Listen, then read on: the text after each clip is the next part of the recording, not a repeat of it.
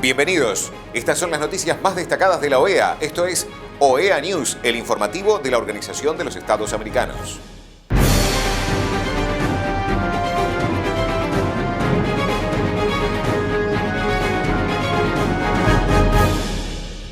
Es momento de compartir los títulos de las noticias más importantes que vamos a estar brindando a ustedes. Comunicado sobre campaña de desinformación en torno al rol de la OEA en las elecciones de Bolivia. Consejo Permanente y CIDI analizan resiliencia tras la pandemia de COVID-19. In OEA, 93 aniversario. Secretario General de la OEA convoca reunión del Consejo Permanente para dar seguimiento a la situación en Nicaragua. En los últimos días se ha articulado una maliciosa campaña de desinformación contra la OEA, con evidentes objetivos políticos en relación a su rol en las pasadas elecciones de Bolivia. Como parte de esta campaña, incluso se solicitó a la OEA que convalide los resultados de las elecciones generales de Bolivia el 20 de octubre de 2019. Al respecto, la Secretaría General manifiesta que la convalidación de resultados es una facultad exclusiva de las autoridades nacionales acreditadas por su ordenamiento constitucional vigente. Corresponde solo a los bolivianos determinar sus decisiones soberanas. Diversos comunicados y artículos en cuestión exhiben no solo una gran confusión sobre la secuencia de hechos que llevaron a la renuncia del presidente Morales, sino también una intención parcial e interesada que procura generar mayor desinformación al respecto. Ignorar los hechos, no siempre con mala intención, porque debemos reconocer que en algunos casos hay una ignorancia real por gente que no ha estado cerca de Bolivia desde hace por lo menos un año, y desconocer la realidad del proceso electoral boliviano y sus circunstancias, muy convenientemente para sus argumentaciones, en medio de la campaña electoral que se desarrolla en Bolivia. Ello constituye otra falta de respeto a la soberanía del país y un grave despropósito político. Tal como se ha señalado en anteriores oportunidades, la Secretaría General de la OEA ha estado y estará siempre abierta al debate serio, riguroso y profesional respecto a los hallazgos de sus especialistas electorales. En los últimos meses se han publicado múltiples análisis periodísticos y académicos sobre la elección de Bolivia. En algún caso en particular, se llega a citar el estudio que presentan más contradicciones e imprecisiones, obviamente marcado por cierta orientación ideológica. Esa combinación demuestra una encomiable aparente lealtad hacia el expresidente Evo Morales, pero se separa del conocimiento y los lleva a cometer graves errores políticos. En su afán por justificar un resultado de la elección, los autores llegan al extremo de ofrecer una explicación basada en los apellidos supuestamente indígenas de algunos votantes, lo cual, además de ser absolutamente especulativo y de desconocer el secreto del sufragio, podría ser calificado como racista y propio de una mirada colonialista. De igual forma, al comparar la elección de Bolivia con el voto anticipado en los Estados Unidos y las elecciones de Brasil, los investigadores exhiben una ignorancia profunda tanto de las diferencias abismales entre estos sistemas electorales como de los contextos en que se desarrollaron los comicios. Pretender justificar un resultado en Bolivia a partir de la tendencia encontrada en uno de estos otros países, ignorando deliberadamente las pruebas contundentes del fraude, es un ejercicio de mitomanía académica. La debilidad principal de estos estudios estadísticos radica en que todo su análisis se ha hecho a partir de dos premisas falsas. La primera falsedad es suponer que los resultados reportados en el cómputo oficial son válidos, como probó el informe de la auditoría realizada por el grupo de especialistas de la OEA, y se está confirmando por investigaciones posteriores por parte de la Fiscalía de Bolivia. Existían actas: 1 prellenadas, 2 falsificadas, 3 adulteradas y 4 modificadas, por lo que cualquier análisis que tome como base la validez de estos resultados no es confiable ni remotamente creíble.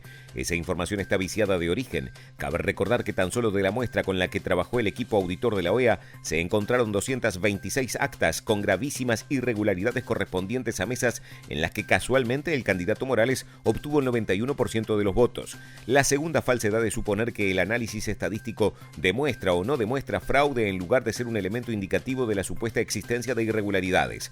Debe tenerse en cuenta obviamente algo que sabría cualquier experto electoral, que un análisis estadístico por sí solo no valida ni comprueba un fraude, sino que da indicios de dónde observar con mayor atención. Los propios autores del estudio en cuestión señalaron a The New York Times que su investigación no prueba que las elecciones hayan sido libres y justas y que hubo múltiples problemas durante los comicios que han sido documentados. Los múltiples problemas son actas falsificadas, servidores ocultos y la votación de personas fallecidas.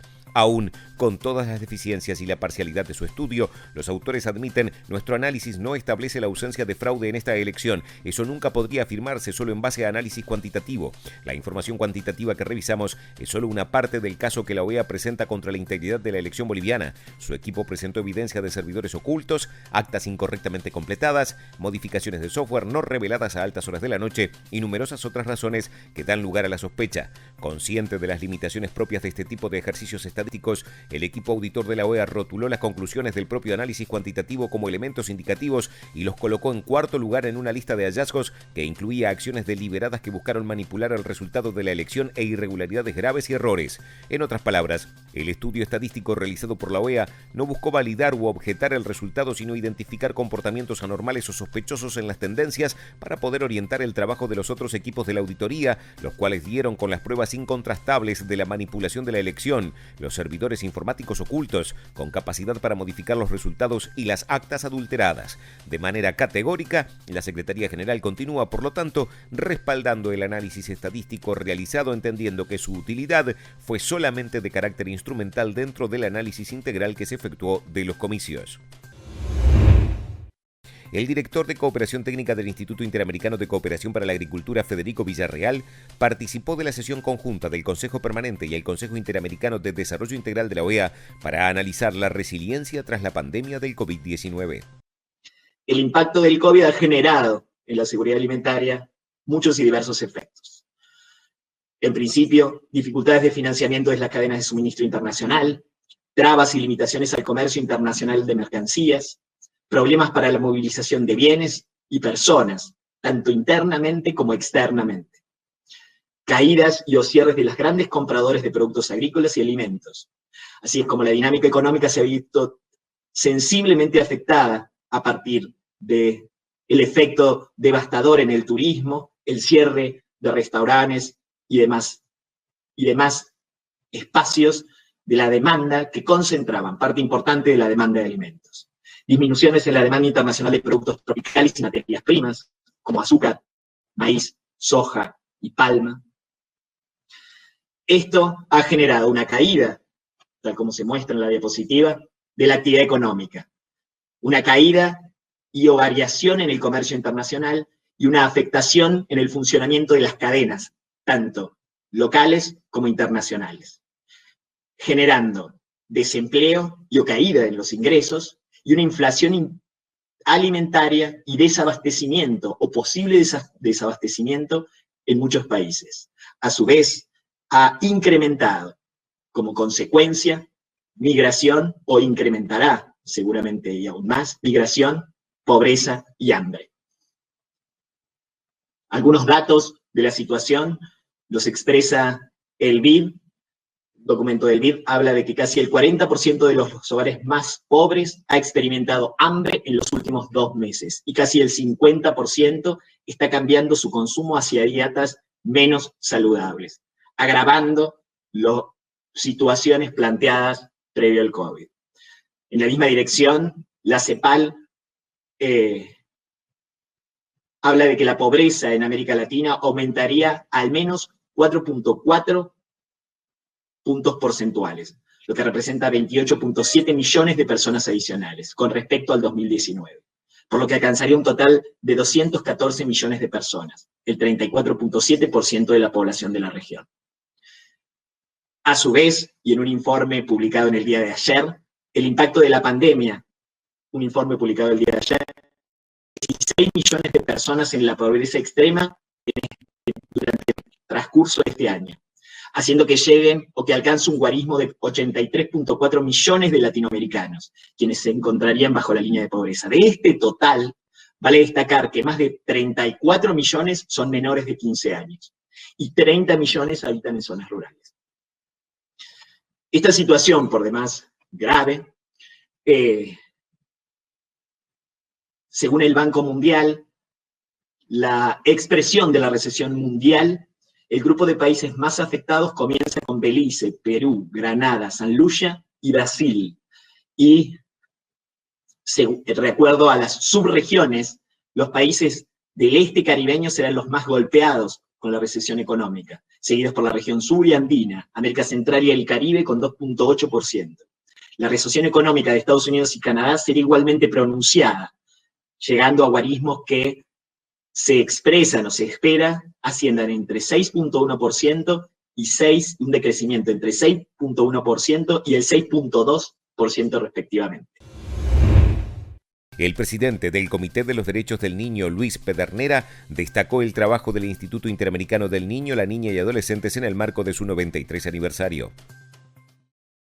Quiero enviar un saludo especial al Instituto Interamericano del Niño y de la Niña, a Víctor y a todo el equipo que está detrás del instituto por estos 93 años de existencia. Agradezco la posibilidad de poder trabajar de forma articulada. Eso no es usual entre sistemas diferentes, pero con el instituto esa posibilidad se ha dado en este último tiempo y en particular con los miembros que somos de la región.